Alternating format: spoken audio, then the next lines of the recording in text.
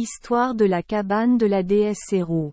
Les gens naissent aiment parler et parlent parfois beaucoup, même si souvent il n'y a rien à dire. Mais parfois, les gens bavardent sans penser aux conséquences, et disent même des choses excessives. Le dieu soleil Ra était un leader, et bavarder à son sujet était le passe-temps de chacun. Les gens ont raconté comment Ra avait combattu Apep et avait besoin de l'aide de Tehuti pour mener à bien son voyage dans le monde souterrain chaque nuit. Les gens se racontaient comment Ra bavait et Aset créait un serpent à partir de cette bave pour mordre le dieu, puis le tromper pour qu'il révèle son nom secret. Tu sais, tu ne sais pas? Se sont-ils demandé. Ra n'était plus la moitié de ce qu'il était avant. Avant, il était invincible et très sage. Cela ne faisait aucun doute, tout le monde le disait. Ra était tombé malade, plus de muscles, plus de vitalité. Il fallait que ce soit à changer. Ra était en colère. Bien sûr.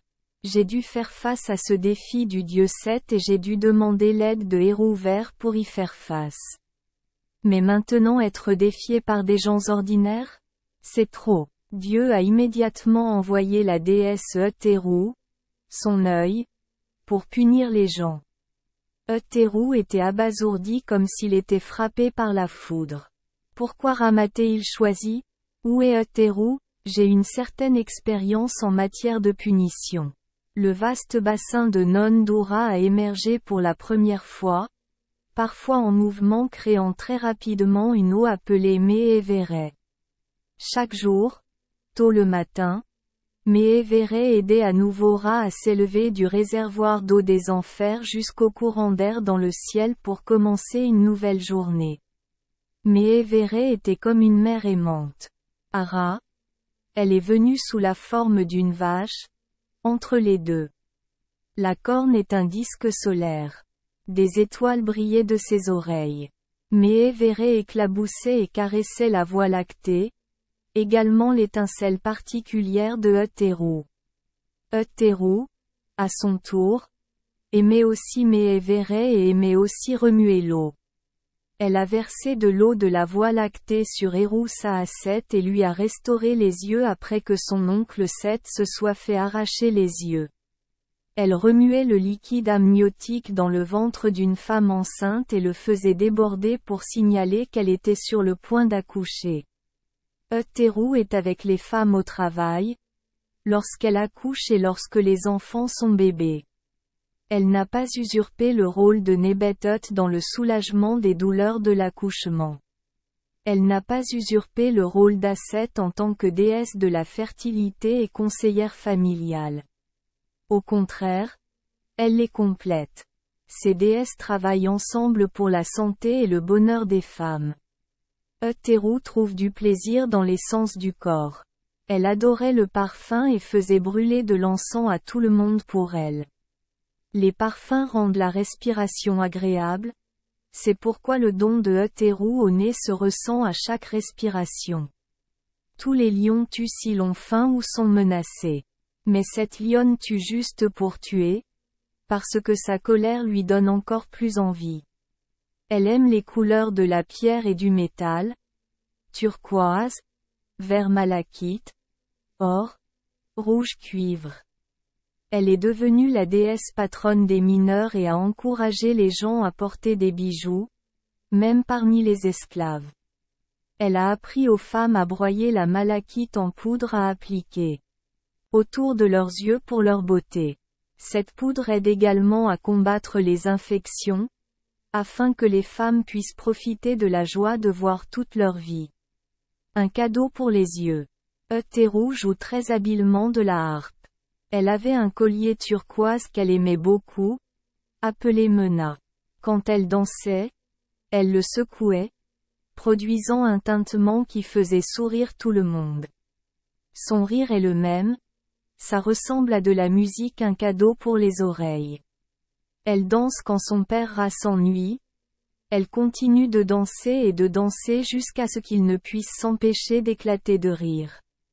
Elle tenait les mains de chacun et leur apprenait à danser ensemble, au rythme du son du sistre. Un autre cadeau, et cette fois pour la sensation de rythme qui vient du cœur.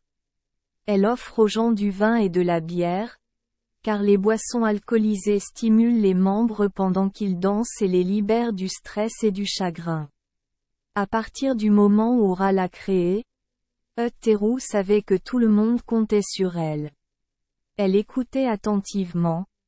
Elle est présente lorsqu'on la prie, qu'on la supplie, même lorsqu'on pense à elle. C'est Uttero, la déesse qui enseigne le plaisir aux femmes. Et maintenant Ra, le père dont elle est l'enfant. Les yeux de Dieu, dis-lui de se venger de ces gens. Elle ne savait vraiment pas par où commencer. Mais ensuite les rumeurs désagréables à propos de Ra atteignirent les oreilles de la déesse et affectèrent son cœur et son esprit, résonnant comme le son d'une cymbale qui fait « bang ». La colère était comme un tas d'épines, perçant le bas des yeux de la déesse. La colère lui brûla le cœur. Ses cheveux se dressèrent comme une crinière de lion. Ses ongles se transformèrent en griffes, ses dents en crocs. Son doux visage se transforma en un seul. Uttero rugit et sauta sur ceux qui avaient calomnié Ra. Ils ont fui dans le désert et se sont cachés parmi les rochers. Elle les a mordus en morceaux. Elle s'est précipitée dans les villages et a tué tout le monde. Elle n'a jamais dit un mauvais mot à propos de Ra.